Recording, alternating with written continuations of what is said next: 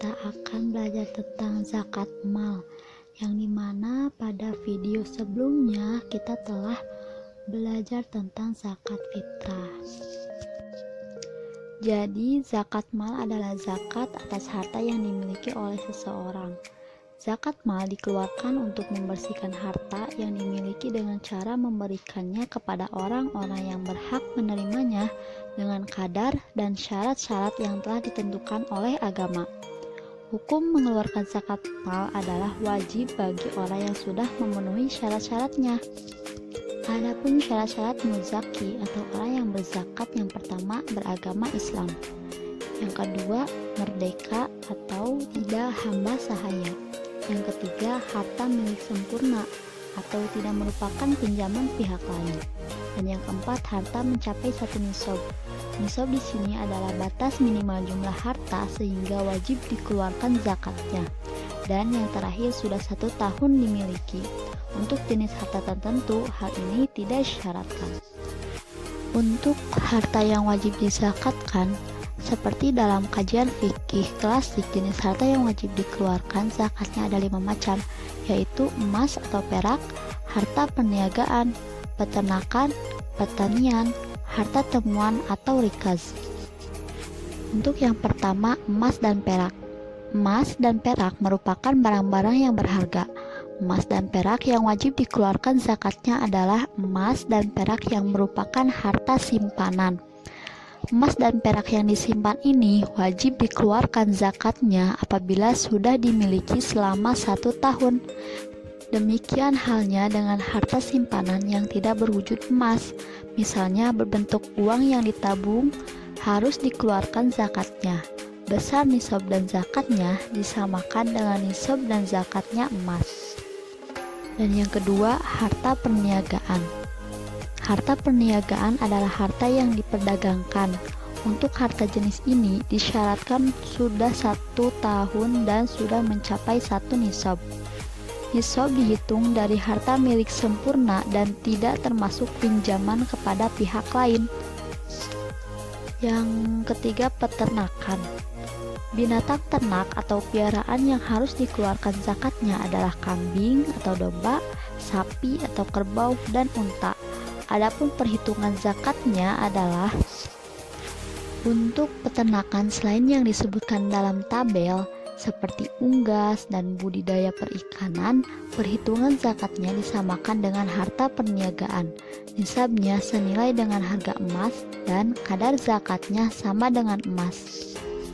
Dan untuk yang selanjutnya yaitu pertanian. Yang dimaksud dengan hasil pertanian dalam pembahasan fikih klasik adalah khusus yang memproduksi makanan pokok seperti beras, jagung, gandum, sagu, dan lain-lain. Zakat untuk jenis harta ini diberikan setiap panen, jadi tidak harus menunggu 1 tahun. Adapun hasil pertanian atau perkebunan yang bukan makanan pokok seperti tembakau, teh, karet, buah-buahan, dan lain-lain, perhitungannya disamakan dengan harta perniagaan. Nisabnya senilai dengan harga emas dan kadar zakatnya sama dengan emas. Dan yang terakhir, harta temuan atau rikaz.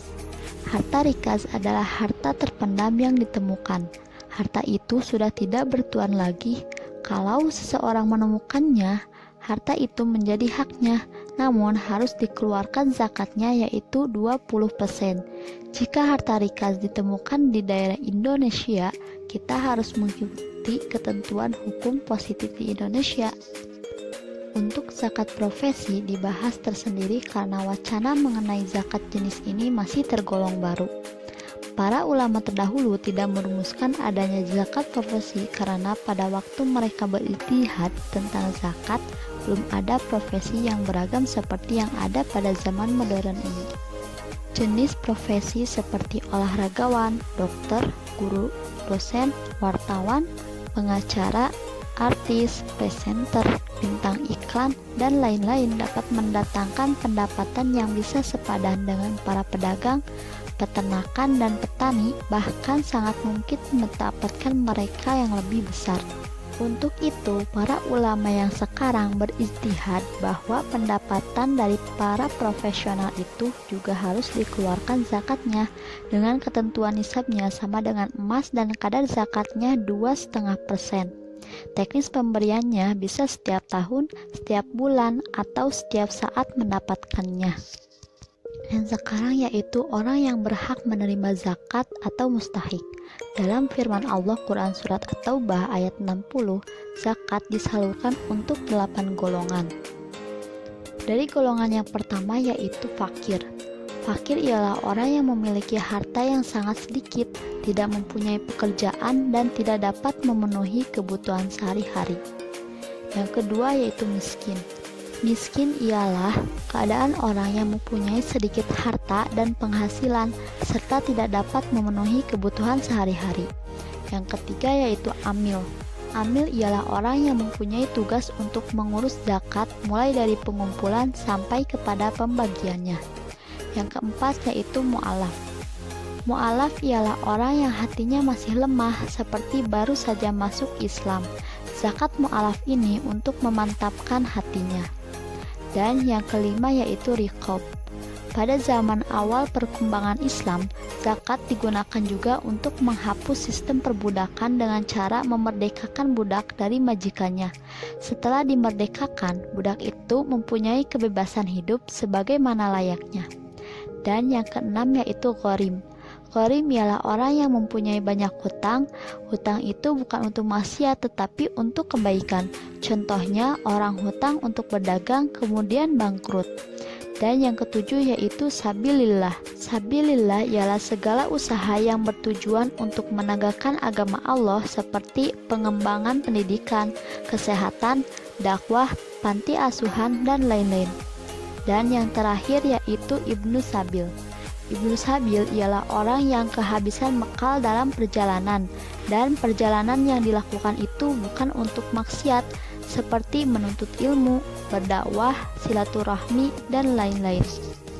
Selanjutnya dari beberapa pelajaran yang telah kita pelajari, ada beberapa hikmah yang perlu kita ketahui.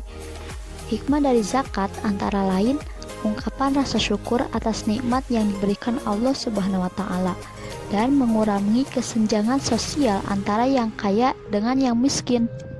Dan yang ketiga, menyucikan diri dari dosa dan memurnikan jiwa atau takziyatun nafs. Dan yang keempat yaitu menumbuhkan sifat dermawan dan mengikis sifat kikir. Yang selanjutnya, alat membersih harta dan penjagaan dari ketamakan orang jahat. Menolong, membantu, dan membina kaum duafa atau orang lemah secara ekonomi maupun mustahik lainnya ke arah kehidupan yang lebih sejahtera. Dan yang terakhir dari hikmah zakat yaitu mewujudkan tatanan masyarakat yang sejahtera, rukun, dan damai.